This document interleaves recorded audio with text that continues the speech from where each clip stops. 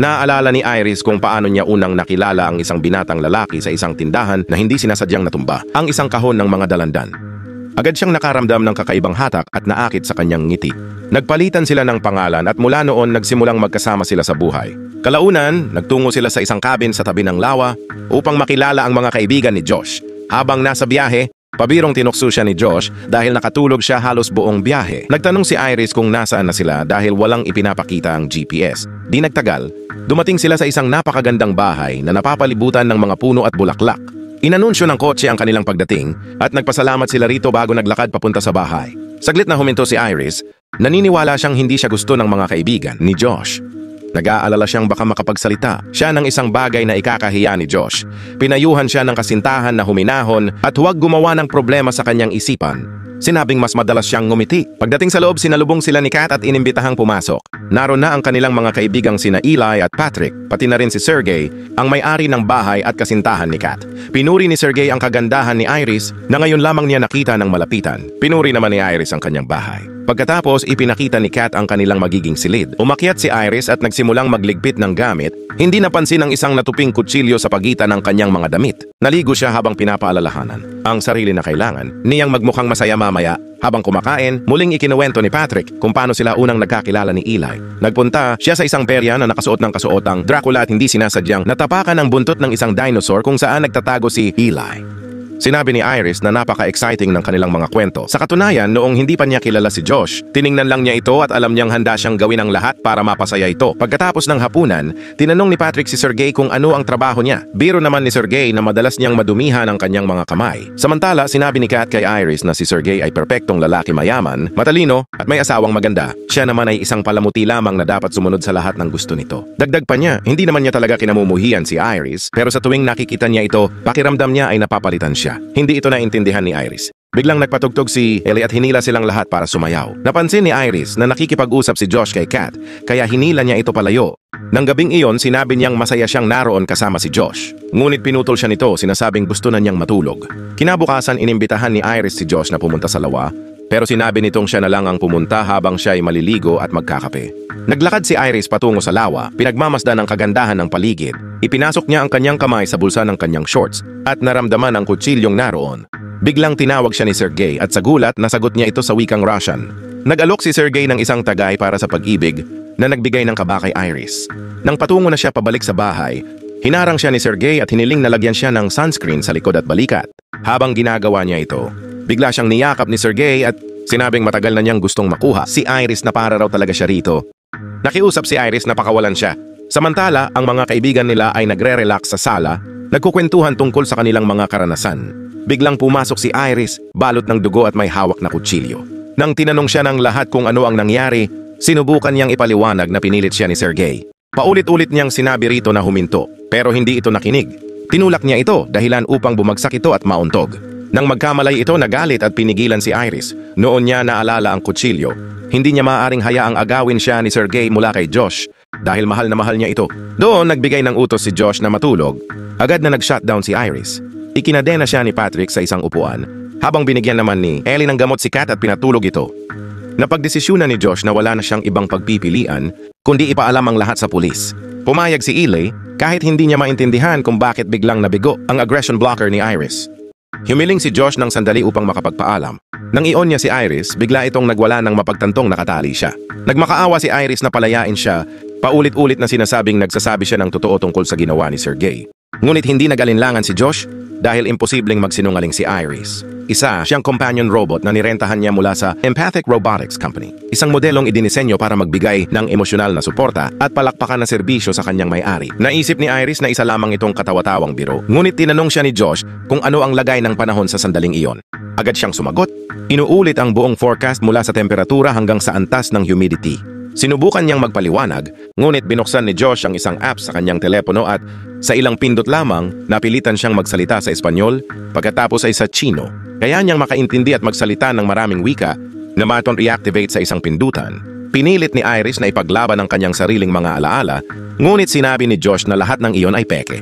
Pati ang kanilang unang pagkikita sa tindahan sa harap ng mga tinapaan, isang eksenang pinili lang niya mula sa mga senaryos na inaalok ng kumpanya. Ang totoo, dinala siya ng mga kinatawan ng kumpanya sa bahay ni Josh. At ipinaliwanag na sa kanyang unang pag-activate, kinakailangan niyang bumuo ng romantic bond upang magkaroon ng emosyonal na koneksyon. Kaya niyang baguhin ang boses, kulay ng mata at personalidad ni Iris at hindi nito malalaman na isa lamang siyang robot. Ang pangunahing layunin niya ay alagaan si Josh. Sa matitinding sitwasyon, maaari siyang i-reset gamit ang isang pindutan sa likod ng kanyang tenga. Ang kanyang emosyon at talino mula sa antas ng isang university graduate hanggang sa isang simpleng makina na walang sariling kagustuhan ay kinokontrol ng isang mobile app. Hindi siya maaaring magsinungaling at higit sa lahat, hindi siya maaaring manakit ng isang buhay na nilalang. Matapos umalis ang mga inhinyero, umupo si Josh sa harap ni Iris at ipinasok ang kinakailangang mga utos. Biglang nakita ni Iris ang kanyang sarili sa tindahan sa harap ng mga dalandan na huhulog ang loob kay Josh ng buong puso.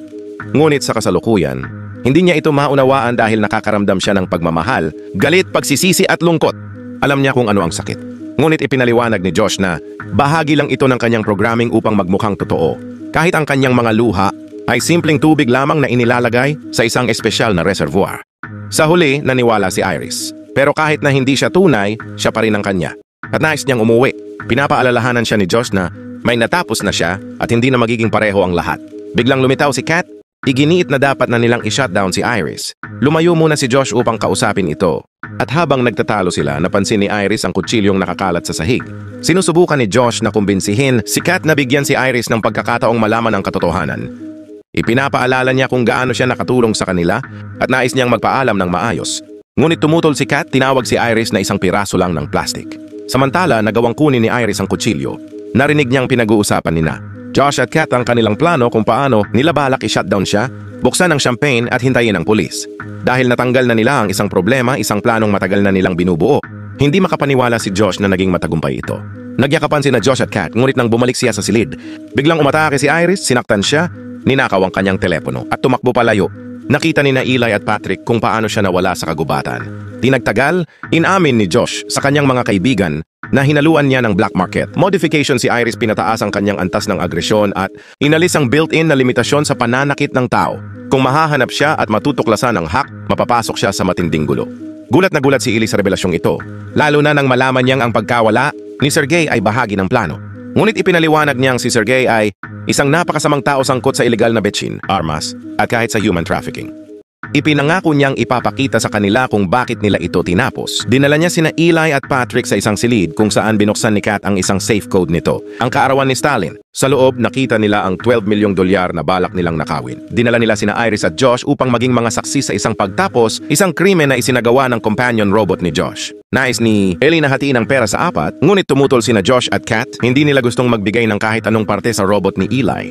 Sa galit, pinatulog ni Eli si Patrick at nakipagtalo kay Josh. Sa huli, inamin ni Josh na maaaring tunay ngang mahal ni Eli ang kanyang luma at lipas na modelo ng robot. Pero iginiit niya na hindi nagawa ni Eli ang anumang bagay upang makuha ang bahagi ng pera. Sa katunayan, si Josh ang nagplano ng lahat at siya mismo ang naglagay ng kutsilyo sa bulsa ni Iris. Sa huli, pumayag si Eli na tumulong hanapin ang tumakas na robot. Kinuha niya ang armas mula sa safe box ni Sergey, ginising si Patrick at inanyayahan itong sumama sa pangangaso. Samantala, pinag-aaralan ni Iris ang phone ni Josh. Binabago ang kulay ng kanyang mga mata at boses bago itaas ang kanyang intelligence level sa 100% mula sa dating 40%. Habang naghahanap ang grupo para mahuli siya, abala si Iris sa paggawa ng plano para iligtas ang sarili. Kailangan niyang makabalik sa bahay, linisin ang ebidensya at pag-isipan ang susunod na hakbang. Isinaalang-alang niyang maglakad papunta sa pangunahing kalsada upang magpatulong sa isang sasakyan.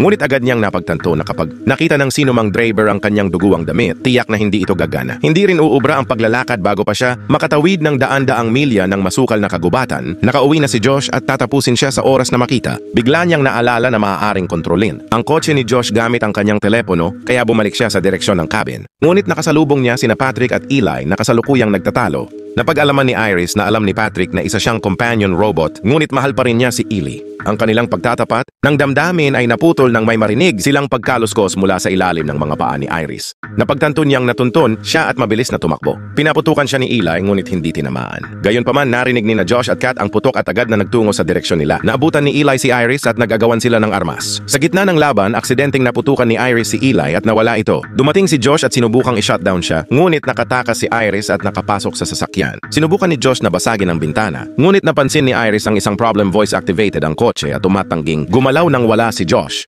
Naalala niya ang phone app at sinubukang gayahin ang boses ni Josh habang ito naman ay pinupukpok ang salamin gamit ang bato. Nang sa wakas ay gumana ang sasakyan, nagmaneho ito paharurot direktang dumaan sa paa ni Josh. Ngunit hindi nagtagal, ginamit ni Josh ang phone ni Sergey upang i-report na ninakaw ang kotse. Kaya't kusa itong huminto at nag-lock, natrap si Iris sa loob. Tumawag si Josh kay Iris. Sinabing bumalik na siya at ipapangako na ibabalik ang lahat sa dati. Sisihin na lang daw nila si Patrick sa lahat ng nangyari. Tumanggi si Iris at ibinaba ang tawag. Bumalik si Josh kay Patrick at nireprogram ito. Inalis ang kakayahang manakit ng tao, ngunit itinaas ang antas ng kanyang agresyon at inutusan siyang hanapin at ibalik si Iris. Upang mapalakas ang kontrol sa kanya, ginawa niyang companion si Patrick, binago ang kanyang alaala at ngayon sa isip ni Patrick, si Josh na ang nasa loob ng dinosaur suit sa karnabal, hindi na si Eli. Samantala dumating ang isang sheriff sa sasakyan ni Iris, eksaktong habang sinusubukan niyang gumapang palabas ng basag na bintana. Nagkunwari siyang isang banyaga upang lituhin ang pulis, ngunit napansin nito ang dugo ang kutsilyo sa loob ng sasakyan. Agad nitong dinukot ang kanyang armas, ngunit biglang lumitaw si Patrick sa daan at tinapos ang sheriff. Ginamit ni Patrick ang phone ni Josh upang i-disable si Iris, pagkatapos ay ibinalik siya sa bahay. Pagdating doon, nagimbal si Kat nang makita ang kotse at ang labi ng sheriff. Sinabi niyang aalis na siya, kinuha ang pera at inamin na nagsinungaling siya, hindi talaga Russian mobster si Sergey. Isa lang siyang negosyante sa agrikultura, kaya madalas nitong biro ang maduming trabaho. Galit na galit si Josh sa panlilinlang ni Kat at inutusan si Patrick na pigilan siya. Sinaktan ni Patrick si Kat sa likod, ngunit nakayanan pa nitong makarating sa sopa kung saan nakahandusay si Iris. Dito na siya binawian ng buhay. Maya-maya nagluto si Patrick ng hapunan para kay Josh habang si Iris ay ginigising nakapusa sa upuan. Habang kumakain, nagpakalalim si Josh sa filosofiya tungkol sa halaga ng buhay. Sinubukan niyang ipakita ang sarili bilang isang biktima ng isang di makatarungang lipunan. Ngunit tinawanan lamang siya ni Iris. Pinunan niyang wala namang ginawa si Josh upang pagandahin ang kanyang buhay, puro reklamo lang. Hindi kailanman nasisiyahan sa anuman, kahit gaano karaming pera ang makuha niya. Hindi nito matatago ang katotohanang isa siyang hamak, maliit ang pag-iisip at kaawa-awang tao. Sa galit, pinawasan ni Josh ang intelligence level ni Iris sa 0%, ginawang isang automaton at inutusan siyang ipatong ang kamay sa apoy ng kandila. Pagkatapos, tumawag siya sa empathic robotics upang ipasundo si Iris. Ngunit bago dumating ang mga tauhan ng kumpanya, inutusan niya itong paputukin ang sarili sa ulo na agad niyang sinunod. Pagdating ni Sid at Teddy, sinabi ni Josh na nagloko ang kanyang companion at muntik na siyang tapusin. Nagkunwaring backup si Patrick sa kwento ni Josh. Ngunit habang kinakalap ng mga ininyero ang mga bahagi ni Iris, ipinaliwanag nila na lahat ng empathic models ay may data storage sa kanilang abdomen. Ang tama ng bala sa ulo ay napinsala lamang nito ang kanyang wifi antenna, hindi ang kanyang memorya. Habang paalis ang mga tauhan, kitang-kita sa usapan nila na hindi sila kumbinsido sa kwento ni Josh at tiyak na may mabigat siyang kahihinatnan. Ngunit biglang lumitaw si Patrick sa harap ng kanilang sasakyan at pinaputukan sila. Natamaan si Sid ngunit nakatakas si Teddy. Samantala, naka-recovery mode si Iris na gising at tumakbo papunta sa gubat. Naabutan ni Patrick si Teddy at muntik na siyang tapusin, ngunit dumating si Iris at pinaalala sa kanya ang kanyang pagmamahal kay Eli. Biglang bumalik ang alaala ni Patrick at sa isang iglap, ginamit niya ang armas upang tapusin ang sarili. Samantala, abala si Josh sa pag-impake ng lahat ng pera mula sa safe. Nang may marinig siyang yabag, "Patrick?" tawag niya.